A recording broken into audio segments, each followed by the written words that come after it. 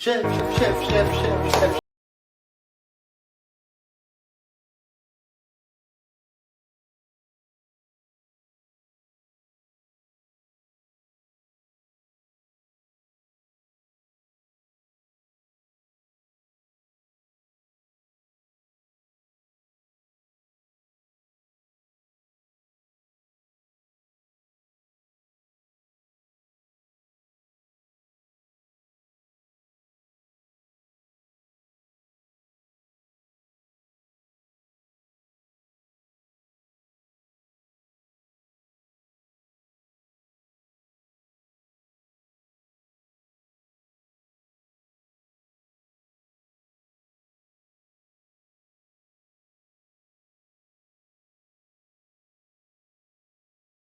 Your attention, please. The show starts in 10, 9, 8, 7, 6, 5, 4, 3, 2, 1, go. Well, hello, everybody. How y'all doing this wonderful afternoon today? Hey, one small moose, how you doing, boo? We're not gonna waste no time, y'all. We are doing some new content around here. Um, Fatal Attraction has a new episode out, and I kind of like these mysteries of how love turns to you know what I'm saying? How love can conquer and divide and ultimately end up in someone's demise. Hey, Pink Karma, how you doing, boo? Um, but before we get started, y'all, let's just say hello. Hey, Nina. Hello. Good morning. Good morning. Good morning. Um, but yeah, so like this stuff right here is very interesting. So let's jump straight into it. And this is Black History Month, y'all. Okay, so I did find the episode where it does kind of have a little bit of um I don't really know because I really hadn't watched it, but let's just jump straight into it. Let's just jump straight into it. Let's get the banner going up. Please make sure you smash that thumbs up button. Make sure you subscribe if you have not already, and make sure your post notifications are turned on. Let's go ahead and get started. Close captions. We don't put captions up here, y'all. Okay. All right, here we go.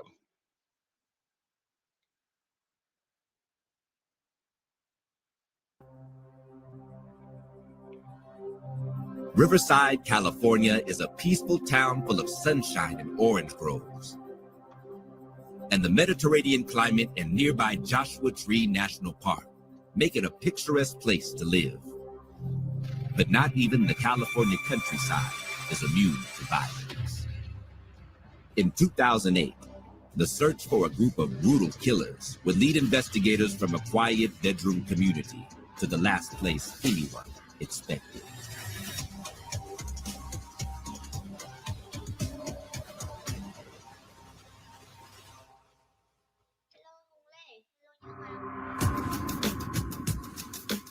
"50 miles east of Los Angeles, you'll find the city of Riverside. It's the largest in California's metropolitan area, known as the Inland Empire, and the birthplace of the state's citrus industry." Riverside County is the 10th largest county in the country. It's a huge geographic area. They had vineyards, and there's a lot of history there. Different places that you can go and explore. Riverside's most famous landmarks are the Mission Inn and the Fox Theater. I mean, it had everything that you could ever want. It had the little stores, the little mom and pop shops, and stuff like that. Originally founded by the Native Americans in the 1700s, Riverside became a colony of the United States in 1870. On October 15th, 2008, that peace was shattered. Now, most people think that that like things like this, murders, deaths, all that happen in like lower poverty strict areas, but in reality, these things happen all over the place. They can happen in the hood. They can happen in the suburbs, all that. Um, Anyway, While what's most happening of in the city suburbs? gets ready for work, the Riverside County Sheriff's Office is suddenly bombarded with 911 calls. They're all concerning one young couple, Jan and Kiana Piacek. My wife and I, we got a call early morning. The person asked, where was Kiana? Had you seen Kiana? I was like, no, she should be at work. And her secretary said, no, she wasn't there. I said, well, let me call Yannick's phone. And when we couldn't reach Yannick's phone either, I had a really weird feeling in the pit of my stomach. Jan is a sergeant in the Marines, and Kiana works at an infant care center. Neither one of them is known to miss work. Both were regarded as very responsible individuals, people who wouldn't miss work without calling in sick or calling in late. It was extraordinarily out of character for each of them, and both Sergeant Piacek's supervisor and Kiana's supervisor both alerted the sheriff's department. Are they asked to do what's considered a welfare check of the residents to make sure that they were okay? We don't get a lot of serious calls coming out of that area. So when the preliminary information came in, they gave us an address. That address was within 2 or 3 miles of the courthouse, so it didn't take us long to get there. Deputies arrived to find the Piacek's front door left open. As soon as they step inside, they're struck by the smell of gasoline. But that's not all. As you walk down the entryway area, it opens up into kind of a great room with a large kitchen off to the right, and then the living room area off to the left with the couches. And lying by the couches were Yannick and Kiana Piacek. They've been executed. Gasoline. So it sounds like somebody was trying to cover this up with gas, maybe start a fire. Who knows? But for some reason, didn't start the fire and ran out. That's why it's always good to keep the same, not necessarily routine, but when you don't show for something, people will start looking for you. But if you're the type of person who always doesn't show up or never follows through, people aren't going to look for you. You know what I mean? So it's good to keep that same thing about yourself. Keep that same knack about you, where people know if you're not here at this time, something's wrong. Both of them had red duct tape wrapped around their eyes. Both had their ankles and wrists taped together. There was apparent blood coming from their head. It was obvious when you walked up to the body where they had been shot. They were killed almost execution style. Both of them were shot in the back of their heads multiple times. As an investigator, when you're coming onto a crime scene, you literally have laser focus. You're paying attention to anything and everything. Everything is important. Nothing is too small when it comes down to evidence. Sometimes you work an investigation, you may not get all the details of the crime. But in this situation, we know exactly what happened. This is a cold-blooded murder. In 2005, he was deployed to Iraq. But shortly before he left, Jan met the young woman who'd become his wife. Kiana was at San Diego, and her best friend gave a party for some Marines that were going to Iraq. And Kiana, typical Kiana, she was in the back room studying. Kiana was best friends with our friend's girlfriend. Yannick, made up his mind that he wanted to date her and get to know her better. I don't think she wanted to date Marines, but he was persistent and I think kind of got her number and got to talk to her. But Jan would have to wait until his tour of duty was over to pick up where he'd left off. They gave the guys a welcome home party, and finally she gave him the time of day. Jan had a lot of personality, a lot of great sense of humor, tried to make everything fun and enjoyable, really liked to enjoy life, but was also a really hard worker. Once she saw who he really was as a person, I think that she fell in love with him equally as he fell in love with her. She brought him home and she said, I think this is the one. She says, I said, are you sure? She says, yeah, Daddy. She said, I think he's the one I'm going to marry. I said, okay, well, if he's good enough for you, then, he's good enough for me. In the summer of 2008, the couple got married. She planned everything. She picked the colors. Her and Yana did everything on their own. That's what made it special. And this was in a wine vineyard on a beautiful, perfect San Diego day with Marines and dress blues and his beautiful wife and all her bridesmaids. I can remember all the bridesmaids wearing Converse. That's what Kiana wanted. She had white Converse on, and it was just awesome to be there. Now, this young lady had a different take on her wedding. Most of the girls want the high heels with the stilettos. She wanted Converse. I like that. I like different people who do different things like that, who are not just the normal. And to witness the wedding and to witness the union. And cute couple, though. Everybody just seemed to be so happy. After the wedding, Jan and Kiana moved into their first home in Winchester, a mostly working-class community just south of Riverside. 2 stories, backyard, remodeled kitchen. Not a lot of enlisted Marines, get into a house that beautiful. Perfect neighborhood, more or less, for a newlywed couple to begin, their new lives together. But the newlyweds would never even get the chance to finish unpacking. We were just celebrating their wedding, and now they're dead. Wow. So they had even been married for a couple of days, and now they're deceased in their newly purchased house. Who could have wanted these people dead like this? I couldn't process that's it. Who would harm that's them? sad. Why?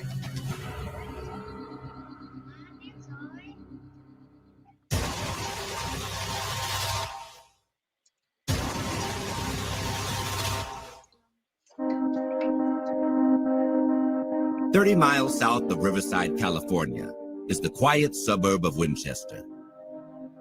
The area where Jan and Piacek had bought a home was actually in Riverside County, in an area considered Winchester or French Valley.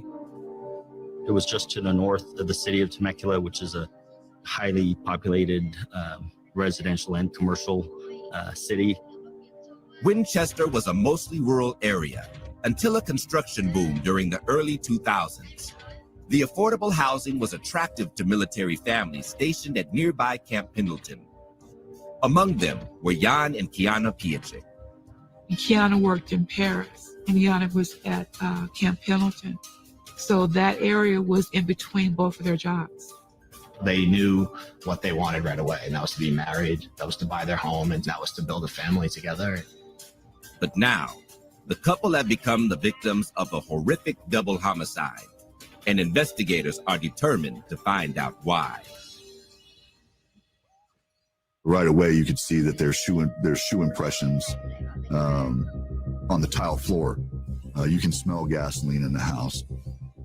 Our first impression walking in was whatever happened there, they were trying to destroy evidence by trying to catch the house on fire. It appeared that they tried using several methods, one being turning the gas to the oven on and leaving it on. Several small areas within the house that had been lit on fire, it didn't end up causing a large fire. At first glance, the evidence seems to point toward a robbery gone wrong. But the home had been searched. They'd also emptied the contents of purses and opened wallets. However, the way Jan and Kiana were killed tells detectives there is much more to the story. Kiana and Jan Piacek were shot 2 times in the head each. In my 18, 20 years of investigating, it's one of the more brutal crime scenes that I've ever seen. Sergeant Piacek had been beaten in the living room. Kiana had been taken away to other areas of the residence that she had been stripped. There was evidence at the scene that indicated that Kiana was sexually assaulted. This is not something that happened in an instant. So it's not bad enough to take someone's life, but not only do you take their life, but you sexually assault them. Gosh, this had to be somebody who knew the two, um, jealousy, um, maybe even a neighbor, because the fact that this happened in a suburb area where the neighbors, you know, I like nosy ass neighbors, okay? Get in my business, be out of my business. When some shit go wrong, you gonna know, and you gonna let me know, okay? There was a prolonged period of physical, mental, emotional, and sexual torture that took place. One person's not going to do that. So from Hey, the Life beginning, we Lindsay. knew that it was going to be more than at least one person involved. With this particular killing, because of the level of the brutality that was involved, it was a key indicator to the police that this was a personal attack. As you continue through the house, there's spray painting where somebody wrote the N-word lover in silver spray paint on the wall. Boom, that's it. It was racially motivated. Probably the fact that they were both, um, one was white, one was black. That could really, that's crazy. People still do that to this day. Oh Lord. It was in big letters on the mirror, and it was big letters on the wall. It was obvious that whoever wrote it there wanted us to see that. To investigators, this suddenly looks more like a hate crime. It's possible at that point that we could be looking at a racial issue. Maybe there's people that have a problem with the fact that a white man is married to a black female. The very first thing we got to do is talk to their family members. So yeah, you know, did they have enemies? Did they have anybody that, you know, that were mad at them? And you know, I couldn't, you know, point the finger at anybody. There was not one name on a list. We could tell them a grudge, an old boyfriend, a girlfriend, nobody. But Kiana's mother does remember one thing that catches investigators' attention. I talked to her the night before. I could do every night. And she called to say goodnight. And I could hear her, you know, on speakerphone. She's walking around, putting the alarm on the house. So it's like, how'd they get in the house? How'd they get in without the alarm going off? There was no damage to the front door or the lock, anything suggesting any type of forced entry. It was apparent that whoever entered the residence had gained access by being let into the residence. Yeah, so this is somebody that either she knew or he knew. Now, the fact that you have racist friends, I'm going to think it was one of his people that he may have known that maybe deep down didn't like for him to be in a marriage or relationship with this young lady. That's my opinion on this. Was it possible Yad and Kiana knew their killers? Hell yeah. The alarm had been turned off. So it would indicate to us that at least the victims had some familiarity with who came to the door. We had so many questions. Who would hate somebody so much? Did you break in their house in the middle of the night and murder them? Multiple footprints throughout the house. That was an indicator that they were looking for more than one suspect. There were 3 distinct shoe tread patterns that our forensic tech used latent print powder, the way they would recover fingerprints. We took those shoe tread patterns, went to a shoe store in the mall. The employee there described one as being consistent with a Nike Air Force One, another pattern being consistent with the Nike LeBron 4, and the other Nike Cortez. We knew that if we found somebody and we were looking at the soles of their shoes, we would have a pretty good idea if they had been there or not. But first, they would need suspects to compare the prints to. And so far, the police don't have any leads. The The first couple of days in any investigation are crucial, but if you don't have any suspects, it can almost lead into you running into a brick wall. It was frustrating. It was I'm not sure if he was a Marine or just in the Army, what station, what area of the military he was in, but he was in the military, and yes, his newly wed wife, they had been married for maybe like a day or two. It was like every day after the initial incident, the case gets colder and you seem further away from solving it. There was no focus on a person of interest or even a group of interest at that point. Even the evidence that's these types of words to throw law enforcement off if you're going to actually burn the entire house down to destroy all evidence. It could be that these things were written on the wall simply to misdirect investigators and to lead them to believe that it was race related when it wasn't. We were pretty sure fairly quickly that was just a red herring to throw us off. Based off of that, my partner and I were pretty confident in saying that this wasn't a racially motivated crime. It's beginning to look like investigators may never find the killers. But then they finally get the break they've been looking for. The real first lead that we got was when Riverside Sheriff's Department was able to find out that Kiana's ATM card was used right outside the back gate at Camp Pendleton.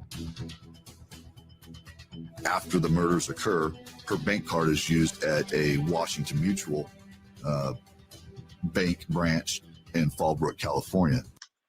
Right. So it was somebody. So one or two things had to happen now. So either they made them give up their PIN numbers, or it was somebody who already had access to get their PIN numbers. But I think it was somebody who forcefully made them give up their PIN numbers in hopes to think they would just leave and not murder the two. That $400 is taken out of her account. Through that, we're also able to find that those ATM machines have cameras on them. Detectives reviewed the camera footage, but unfortunately, the suspects had been careful to cover their tracks.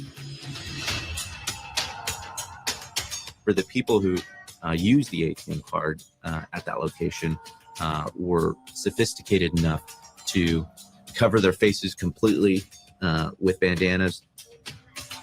Blue bandanas were used to mask that subject's face, and the subject was wearing Mechanics brand black gloves with the white letters on it. So you could see those two things that stood out to us.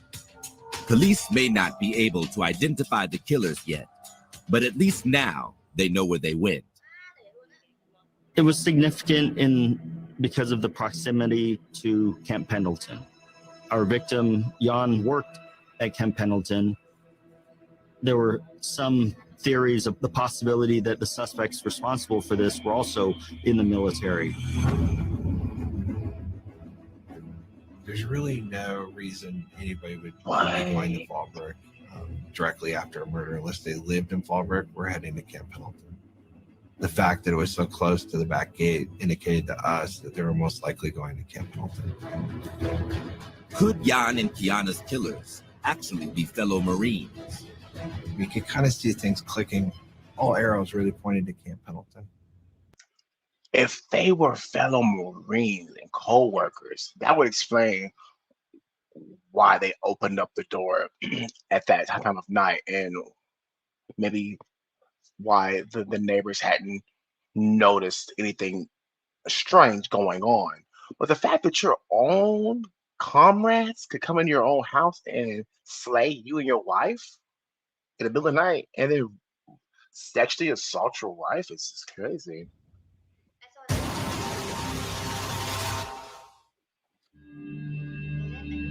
A week into the investigation, Riverside County detectives believe the suspects in the brutal murders of Sergeant Jan Piacek and his wife Kiana might be fellow Marines. It was probably challenging for the investigators to have to suspect that Marines may possibly be involved with this case. I mean, most people look at the military as our heroes.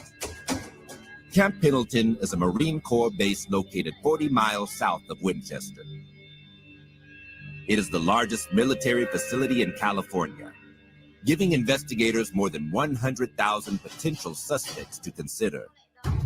Camp Pendleton truly is its own city. You have housing there where you have active duty military members that live there with their families. There are schools there. There's a grocery store called a commissary. Once the information started coming out that there was potentially an angle that involved military service members, then obviously the Sheriff's Department had to reach out to NCIS for their cooperation in gaining access to base. Military base is a different jurisdiction, so the police would have to work with the military in regards to conducting any kind of investigation. After securing permission from Camp Pendleton's commanders, investigators start interviewing the Marines serving in Jan's unit. One of the things that we wanted to try and do is establish who had daily contact with Jan Piacek. In particular, who worked for him, who worked around him, who were his friends, and to determine if anybody had any kind of animus against Sergeant Piacek. The initial people that we talked to were like, we have no idea why this would happen. He was a hardworking Marine. But detectives soon discover that Sergeant Piacek wasn't popular with all his troops. Some guys thought he was like riding them, and I guess they didn't like him. He was restationed in Camp Pendleton at a training squadron. So this is a different environment than a mission-ready Marine Corps squadron. This is a training group. He went there to try to implement better Marine Corps culture with this group of Marines. And obviously they didn't appreciate it. And there was one Marine in particular who took issue with Jan's leadership style. We had another Marine come forward and tell us about a problem that had arisen with another Marine named Tyrone Miller. When we met with this Marine off base, he told us about receiving the information about Tyrone Miller hating Sergeant P. That Sergeant P had made comments to Tyrone Miller that he was going to have a bad performance evaluation. It comes out that he was planning on blocking Miller's promotion. So this may have been a good motive. That's a good motive right there, okay? Listen, play with somebody's money, and that's a recipe for disaster. Like, I don't know, what went on behind it, but that is a really good reason why somebody would want to take out somebody. But that would not explain why take out the wife as well. Why not find a way to just get rid of the person that you have a problem with? Why take down a whole family? So why this murder happened? Tyrone Miller actually had made a statement after the murders were discovered that, I feel bad that Keon is dead, but I don't care that Sergeant P is dead. But was Tyrone Miller actually angry enough to kill his commanding officer? Having discovered that Lance Corporal Miller had some animus against Sergeant Piacek, we decided to bring him to Camp Pendleton, to the NCIS headquarters. Investigator Wortman and I told him we were following up on the investigation of Sergeant P's murder and explained to him that this was a voluntary interview, that if he wanted to leave, he could. He said, no, this is no problem. I liked Sergeant P. As we spoke to him, we started asking questions that I would call alibi statements that you would ask almost anybody. Where were you during this time? Were you in this particular area? We asked him basically in the manner of, we don't have your cell phone records now, but if we obtained them, would there be any reason your phone records would show you in the area of the victims the night of the murder? And he said they shouldn't. That stood out to us because it's not a strong denial. Their suspicions are raised even further when Tyrone describes what he was wearing on the night of the murder. He very simply could have just said, I wear casual clothes, but he instead decided to say, well, he wears his Air Force Ones. He's wearing shoes that leave the same tread. Now, y'all remember the shoes. the print they found. Okay, that print was some Air Force Ones. There was several different ones, but that was one of the prints. The fact that he's wearing Air Force Ones on the day this happened, and the fact that they found Air Force One prints leads me to believe, as well a few others, okay, this man had to have been there. And I bet you he did not know they got his footprints. See, some people talk too much. When people will talk their own selves into a confession and not know it. Pattern as those that were found at the crime scene. When we both left that interview, I think we both believed that he was somehow involved. Mm-hmm.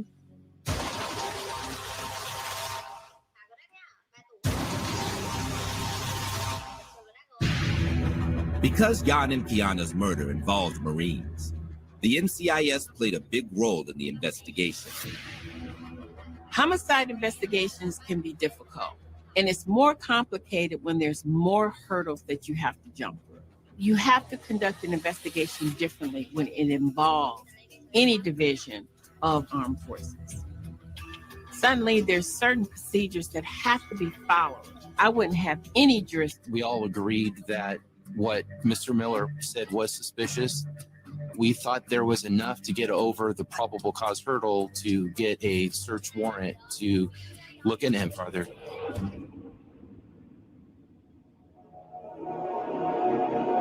On October 29, 2008, investigators from Riverside County and the NCIS coordinate to search Miller's home on the base. At that time, we used a ram to open the door, announcing that the police get down. As we turned the corner into the hallway, we noticed that Lance Corporal Miller had picked up his toddler and was using his toddler as a shield, backing up towards the back bedroom.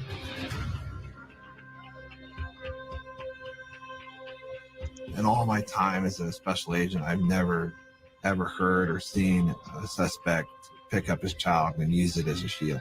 This was despicable. Thankfully, Lance Corporal Miller got down and we made the arrest. While NCIS agents detain Miller, investigators begin collecting evidence. Inside that house, the investigators found Sergeant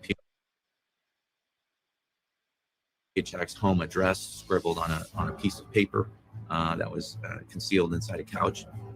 A cache of firearms, some of which were stolen.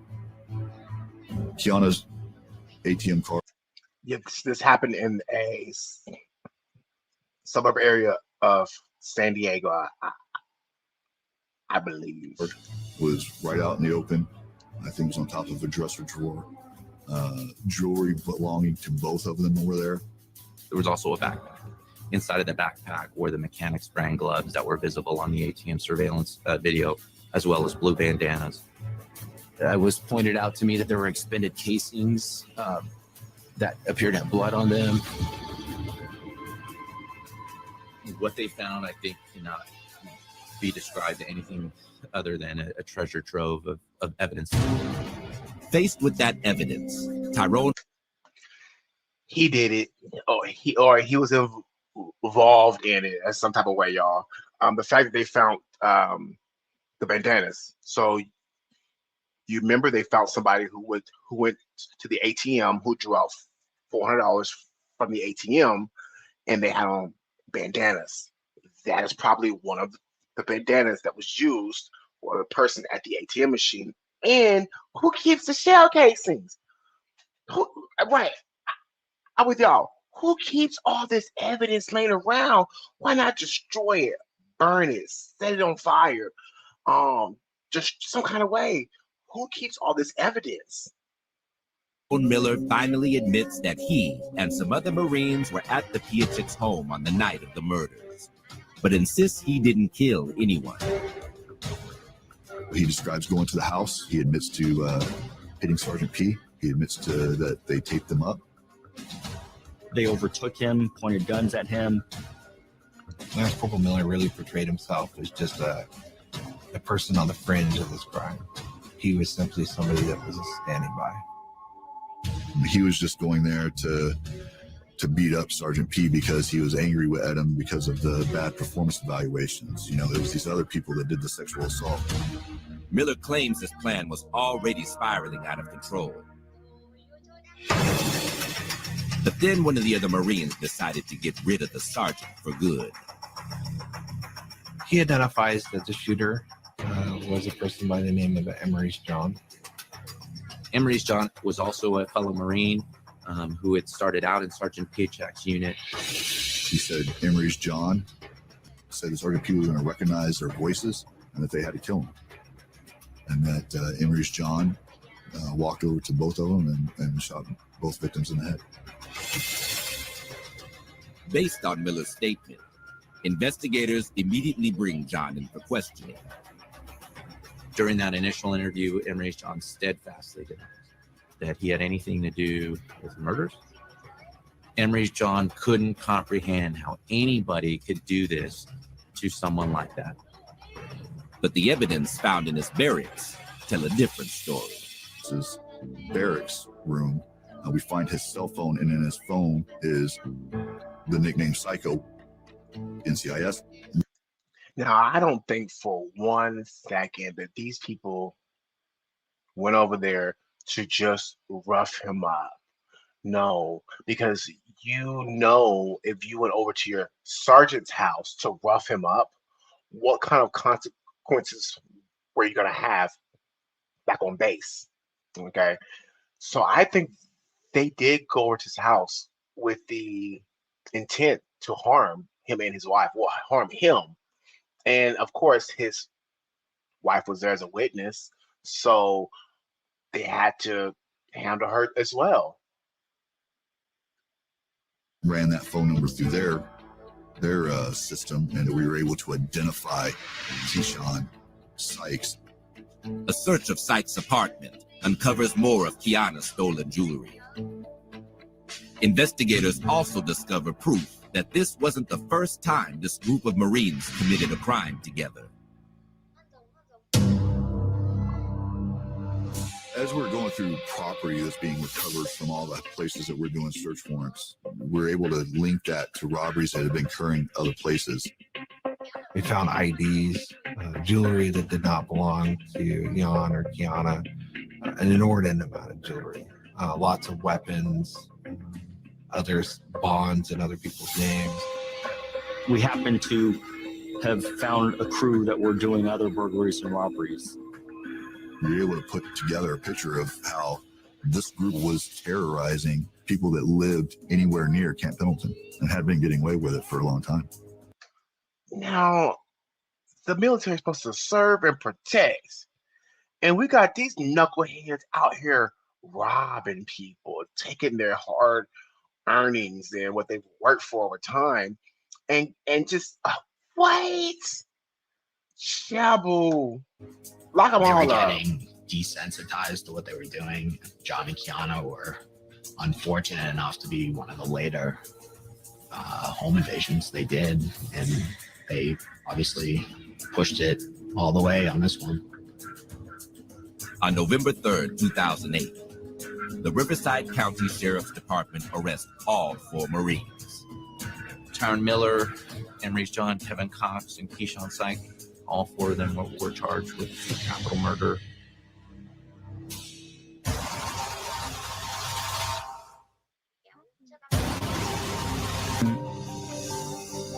They wore the uniform, but they weren't Marines. They were armed robbers, and that's all they'll ever be in my mind.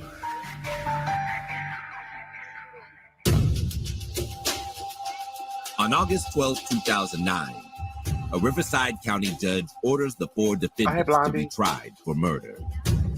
Tyron Miller, Emery's John, Kevin Cox, and Keyshawn Sykes all entered not guilty pleas. That places a burden on the prosecution team to prove the charges that we've alleged against them. But before their trials can even begin, Keyshawn Sykes threatens to derail the proceedings. There was a time in Keyshawn Sykes' pretrial litigation where he stood up and started talking incoherently and taking what appeared to be urine. And he trying to play the crazy card.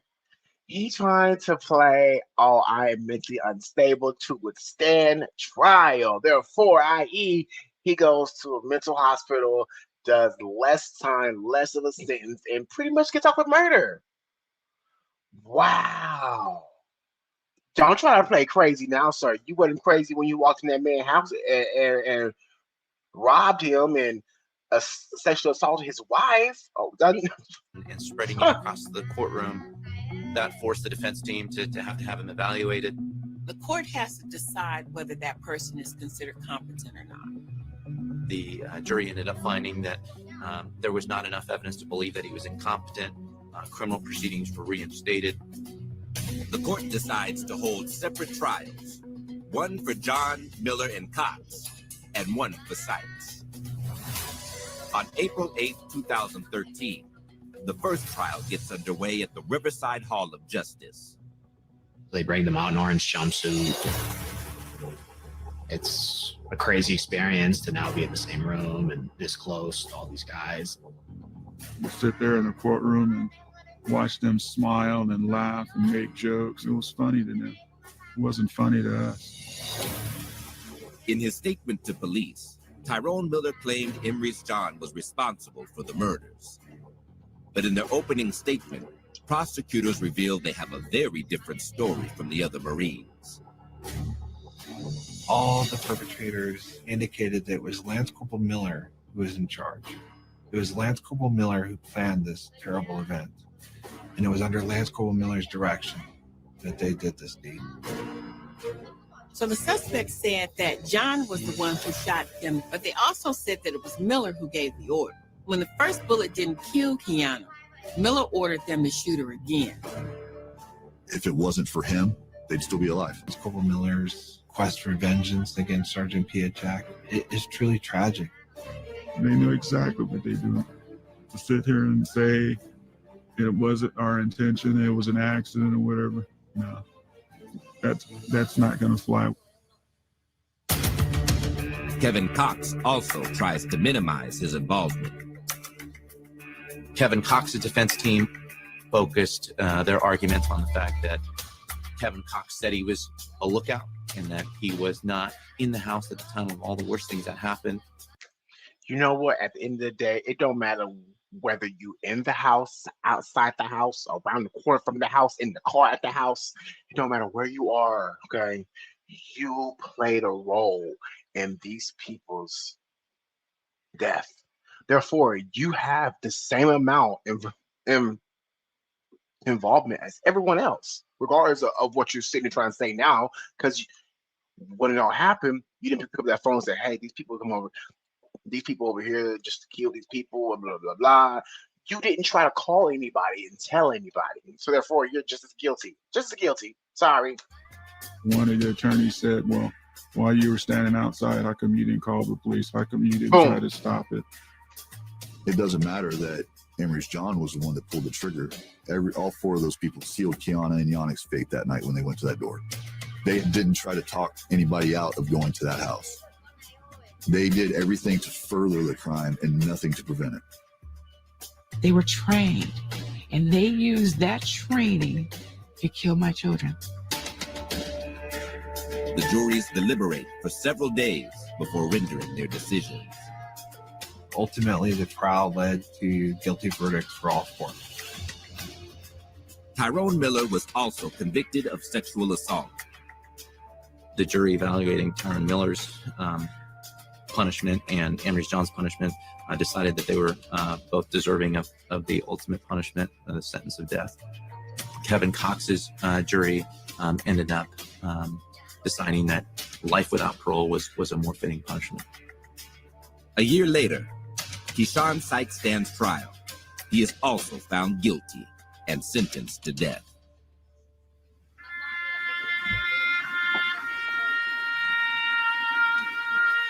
That's when I felt closure.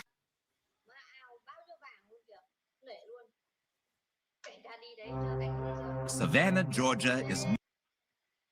Wow, y'all. That is crazy. So the next one is another episode of it.